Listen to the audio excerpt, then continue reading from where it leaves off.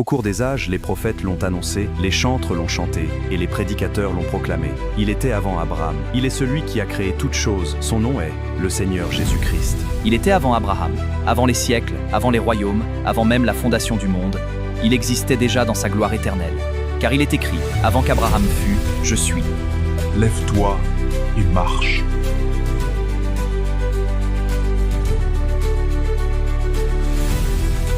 Aucune tempête ne résiste à sa voix. Aucun démon ne tient devant sa présence.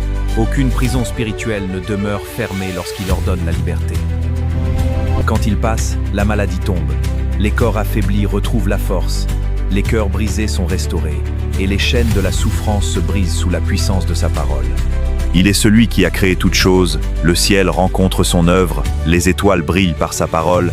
La mer obéit à sa voix. Et tout vit et existe par sa puissance. Les aveugles voient, les captifs sont délivrés. Les découragés retrouvent l'espérance, et les faibles reçoivent une force nouvelle. Il est le Dieu incomparable, le Dieu inégalable, celui à qui nul ne peut être comparé. Les rois passent, les empires disparaissent, mais son règne demeure éternellement. Les prophètes ont annoncé la vérité, mais lui est la vérité. Les prophètes ont montré le chemin, mais lui est le chemin.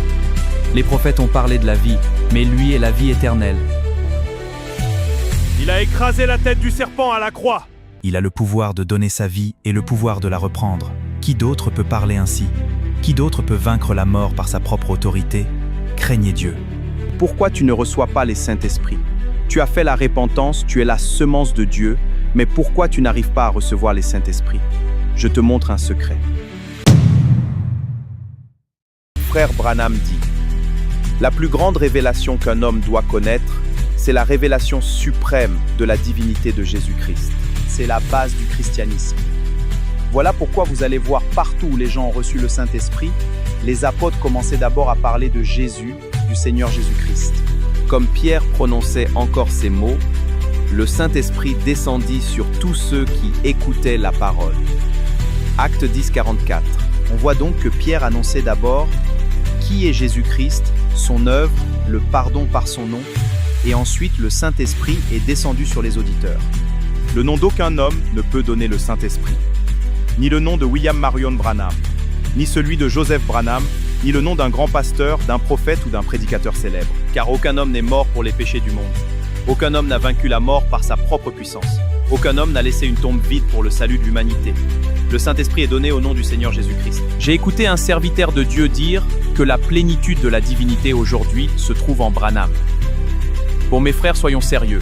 Enlevons les émotions. Physiquement parlant, mon prophète Branham n'est plus là. On est en 2026. Maintenant, quand vous dites que la plénitude se trouve en lui, c'est dans quel corps? D'autres font des déclarations graves sur la divinité. D'autres ont ôté même l'œuvre salvatrice. Ils disent que l'œuvre de la croix, aujourd'hui, c'est du passé. Quelle malédiction!